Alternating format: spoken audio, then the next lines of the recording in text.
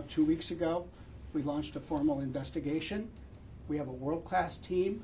We are working every day to get to the bottom of what is going on, and we will. And we will uphold our human rights principles and our terms of service. Second, this company was built and stands today on a culture of trust with our employees, of open dialogue with our employees, and that matters deeply. We have thousands of employees in Israel that we trust. We have thousands of employees across the Middle East and North Africa who we trust. We have thousands of employees of every nationality here in Redmond who we trust. And we value their feedback. And as you can imagine, we're getting no small measure of feedback from the group that's called Jews at Microsoft, from the group that's called Palestinian Allies at Microsoft, from our group of employees across the Middle East and North Africa. They offer suggestions and we're considering them. When they send us ideas, we think about them. I read what they say, we meet with them, and we will sustain that kind of dialogue. It is literally the lifeblood of this company. And then third, we need to keep our workplace safe and secure. We need to keep our employees secure while we honor the freedom of expression that is a hallmark of this country and American life. But obviously, when 7 folks do as they did today, storm a building, occupy an office, lock other people out of the office, plant listening devices even in crude form in the form of telephones, cell phones hidden under couches and behind books, that's not okay. When they're asked to leave and they refuse, that's not okay. That's why, for those 7 folks, the Redmond police literally had to take them out of the building. 2 of those 7, only 2 of those 7, are Microsoft employees. One is a former Google employee. I think it's the closest a Google employee has ever gotten to my office in the 23 years I've been here. So we've had to act, and we have and we will. And yet at the same time, I want to be clear, we respect the freedom of expression that everyone in this country enjoys as long as they do it lawfully. And in other instances where people have, we've honored that as well. So in closing, I just want to say, look, Microsoft is not a government, it's not a country, it's a company. There are many things that we can't do to change the world, but we will do what we can and what we should. And that starts with ensuring that our human rights principles and contractual terms of service are upheld everywhere by all of our customers around the world. And we're focused on doing that today, tomorrow, and in short order, as quickly as we can, including in the Middle East. So, be happy to answer questions. Thanks, folks. I appreciate it. I have questions. If you do, just kindly raise your hand. If you can state your name, the outlet that you work with, and limit yourself to a single question. Sure. I'm Jeremy Harris with Como 4 News. Do you know how they were able to get in? This is a very secure area. Is it clear how they were able to breach this far into the building? We have security footage, and we're looking at that, Jeremy. I would say this. The building was designed in 2002 with a certain level of security that has stood the test of time for 23 years until today. We did get a report yesterday afternoon from an employee that someone from the activist group, Azure for Apartheid, was calling around and seeking a floor plan of this floor. So obviously, one way or another, they figured out how to get in. We'll adapt our security accordingly. We obviously need to keep our facilities safe and secure. Megan Boynton with the Seattle Times. Mr. Smith, talking to some of these protesters, they say that Microsoft is retaliating against current employees. What's your response to that? What I want to say is we have clear lines.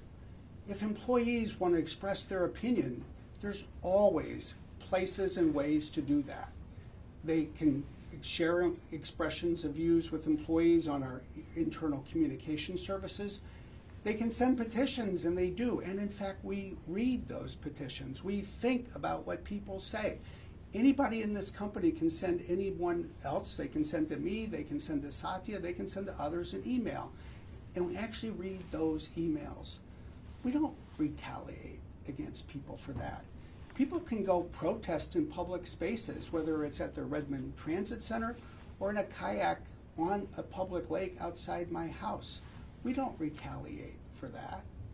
But if people engage in vandalism, if they violate repeatedly our email policies, if they storm buildings, if they occupy offices, if they create threats to others, that's different.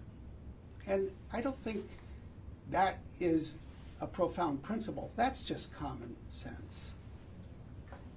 Sir, at the beginning, you raised the Guardian's accusation or story, Mhm. whatever. And have you seen? Do you think that there's substance to what the article says?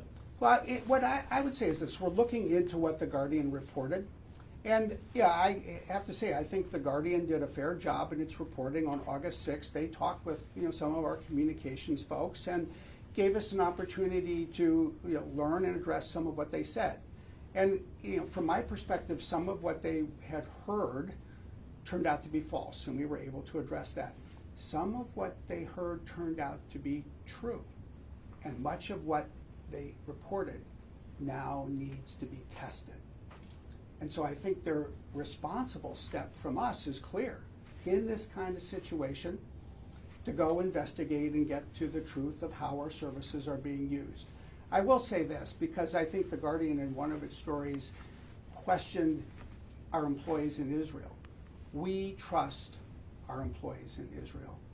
They are loyal Microsoft employees and have seen no evidence to date that anyone among our employees sought to deceive anyone. And of course, if we were to learn something different, whether it's there or anywhere in the world, that would be a different story. But the reality is, we have an important assignment that we took away from that report, and we are pursuing it. Thank you. Question in the back. Yeah, Jim Nelson with King 5. As of today, what is Microsoft's relationship with the Israeli government and military? Things that I'm sure you've been reviewing over the last several weeks. I would say two things. The vast majority of what Microsoft does for the Israeli military, the Israeli Defense Force, is protect the cybersecurity of the state of Israel. Yeah, and that reflects the focus of our research and development center, really product development center in Israel. It's a world-leading facility for the development of cybersecurity. And that is something that we do not only with the state of Israel and the Israeli military, but it's actually done in coordination with other governments and countries in the Middle East. The collaboration between Israel and other countries like the UAE, the United Arab Emirates, under the Abraham Accords, I think is of profound importance for protecting the entire Middle East, especially from Iran and Russia and cyber threats. That is our primary focus. There are some other activities as well that involve the use of Azure for storage, for example, for processing of data, and that is what we are focused on getting to the bottom of. There are uses that are permissible, there are uses that are not, and I think it is incumbent upon us as a company, whether we're talking about Israel or anywhere in the world, and especially anywhere in the world where there's a conflict, to make sure that the lines that we have set are respected. Yeah, you mentioned three things that folks have been doing to violate policies. One was vandalism, which we understand, and there was another. But you also said violation of email policies. So what have folks been doing that have been a violation of email policy? Have they been organizing through Microsoft email? No. Basically, we have a simple rule about using email for business purposes and mass mailings of email. And in a few cases, we have had employees that have sent emails with non-business topics with their political views to large numbers of employees. And the first thing we've done, and I think it's the right thing to do, is not to walk into somebody's office and fire them, but to sit down with somebody so that they understand the rules that we have. And if somebody repeats that violation, then it's a different situation.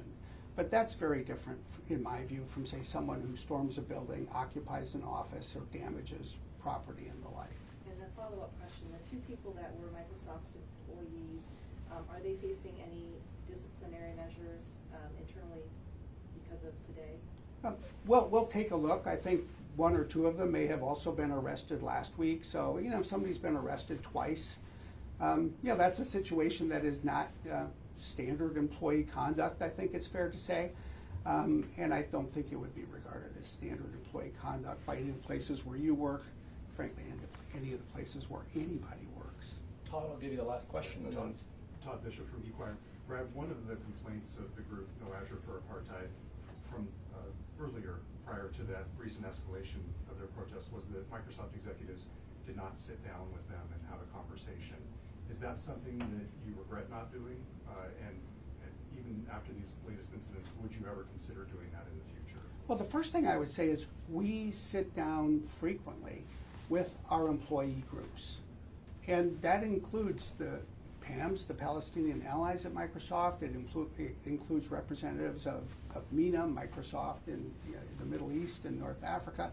So we do sit down with those employee groups. Look, last week the folks that were arrested were mostly from outside this company. 20 people were arrested, 16 have never worked at Microsoft. So that's a different kind of organization. And I just have to say, that kind of conduct is both, in my view, not necessary in order to get us to pay attention, but more importantly, perhaps, it distracts from the real dialogue that we must sustain with the different employee groups of multiple backgrounds, faiths, cultural attributes, nationalities, and the like. And I would just say one other thing, because I know it's been in the news today. There was a report in Bloomberg that one of our security folks had contacted somebody at the FBI, and that was a Bloomberg headline.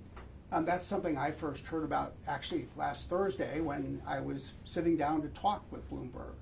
And having looked at it since, one of our security folks in April sent an email to the local FBI office inquiring as to whether they had any information about disruptions that they could foresee being planned here in Seattle.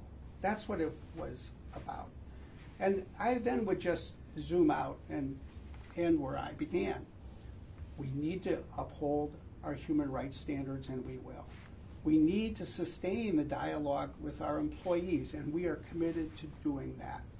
It's essential that we maintain the security and safety of our campus and our facilities. We'll do that as well. And I think it's fair and it's appropriate at the end of the day to reflect on the fact that sometimes people look at a big company and they think it's some anonymous creation or creature. In fact, everybody who works here is a person. And we all care deeply about what has been going on in the Middle East. We care deeply about the 1,139 people who died as a result of a terrorist attack by Hamas on October 7th, 2023, the 36 children who were killed, the 251 hostages that were taken, including the 50 that have yet to be released. And we care deeply about the 61,000 civilians, for the most part, in Gaza who have died since October the 8th, the 17,000 children who have died in Gaza, the hundreds of thousands of people in Gaza today that are facing extraordinarily severe risks of famine and food insecurity. We cannot do everything that we might wish to change the world, but we know our role. We're here to provide technology in a principled and ethical way. And I want everyone to know that's our job. We'll do our job well, just as we will continue to do our broader job well of providing technology for customers around the world.